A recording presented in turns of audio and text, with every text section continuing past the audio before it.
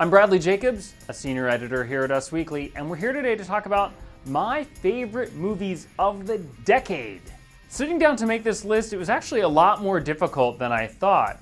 I started putting movies in categories and arranging them by genre, and then I just thought, what movies, when they come on TV, do I love watching again and again? Let's just talk first about my favorite adventure movies.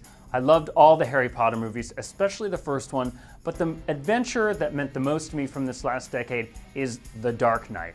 The Dark Knight really gave you everything you'd expect from a summer thriller. It really had amazing tension that kept you and held you all the way through its 2.5-hour running time. My next top category is musicals. I happen to be a huge lover of musicals, and just a few from the last decade that meant something to me, of course, Moulin Rouge, Baz Luhrmann's film, Dreamgirls, which doesn't stand up as well in repeat viewings, except for the Jennifer Hudson part.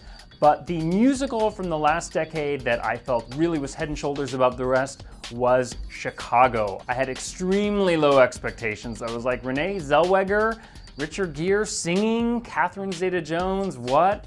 But it just knocked my socks off.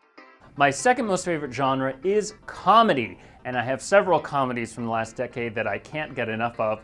Let's start first with Zoolander. I find it very clever and entertaining. Ben Stiller's always making me smile with Blue Steel. Then there's Mean Girls. Remember when Lindsay Lohan was going to be a huge star and Mean Girls was the movie that catapulted her to the top?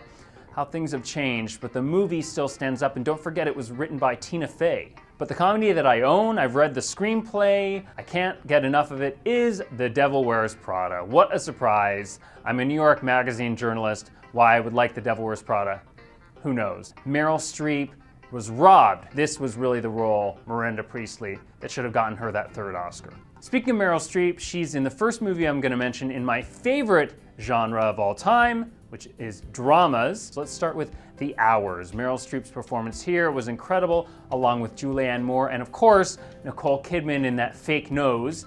Other stand-up movies in this category for me, of course, Million Dollar Baby, Brokeback Mountain, but the movie that I actually had the richest experience watching, it's not everyone's favorite, but it was the movie Babel. I saw it at the Toronto Film Festival, and as soon as it was over, I said to myself, that was a masterpiece. That's what I go to the movies for. And one special mention for a movie that sort of defies categories, is mostly a drama, somewhat of a comedy, Erin Brockovich. Maybe the finest screenplay of the entire decade.